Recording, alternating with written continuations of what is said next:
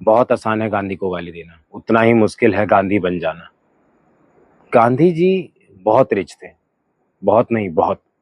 क्योंकि जिस वक्त के ब्रिटिश रूल भारत में लोग एक रोटी बदन के कपड़े के लिए तरस रहे थे, वो बंदा वकालत की पढ़ाई कर रहा था विदेशों में, विदेश विदेश घूम रहा था, फिर भारत आया।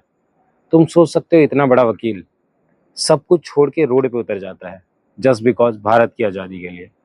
मैं इस बात को बिल्कुल भी नहीं कह रहा कि सिर्फ गांधी जी आज़ादी दिलाने के लिए लगे थे या सारा जो श्रेय जाता है, क्रेडिट जाता है, वो गांधी जी को जाता है। There are lot of people, but still आप जितनी आसानी से गांधी को गाली दे पाते हो, एक बार सोच के देखो कि इतना सब कुछ होने के बाद सब कुछ त्याग देना और सड़कों पर उतर जाना देश की आज़ादी के लिए, लोगों को एकत्रित करना। गांधी जी ने कोई छोटी लड़ाई नहीं लड़ी थी, दशकों तक लगे रहे थे, कई सालों तक लगे पड़े थे। कई सारे क्रांतिकारी कुछ समय तक आए, लड़े और चले गए, लेकिन गांधी जी ने एक लंबा समय भारत को दिया जहां पर लंबे समय तक वो अंग्रेजों से लोहा लेते रहे। उनका जो लीडरशिप था वो अलग था। जरा सोच के देखो कि अगर वो चाहते तो उस वक्त गांधी जी अंग्रेजों से कितना अच्छा पैसा ले सकते थे या कितना अच्छा अपने लिए फेवर ले सकते थे कि वो अंग्रेजों के साथ मिल जाते। बट इंडिया के साथ रहे, लोगों से लड़े, अंग्रेजों से लड़े, लोगों को एकत्रित किया, आपस में लड़े। कांग्रेस में कई सारे समझौते हुए।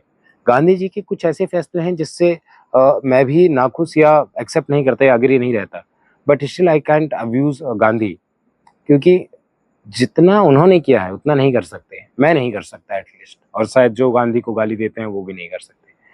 अगर अपना एक ईंट दूसरे के दरवाजे पे चला जाता है तो हम वही ईंट उठा के अपने दरवाजे पे वापस रख देते हैं।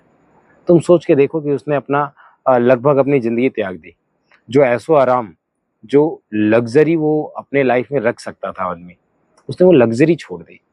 अगर आपके पास कुछ नहीं है और उसके बाद आप रोड पे निकल गए तो बड़ी बात है, लेकिन अगर आपके पास सब कुछ है, उसके बाद आप त्याग के सब कुछ रोड पे उतर गए हो, तो ये बहुत बड़ी बात है। तो गांधी जी उन लोगों में से थे जो प्रॉस्परस थे, अमीर थे, रिच थे, अच्छा ओहदा था, अच्छी अपॉर्चुनिटीज थी। वो सारी चीजें छोड़ के वो बंदा अगर सड़क पर आ गया, एक धोती पहन के, एक सफेद कपड़ा डाल के जिससे उनका बदन भी नहीं ढक रहा हो, तो फर्क पड़ता है।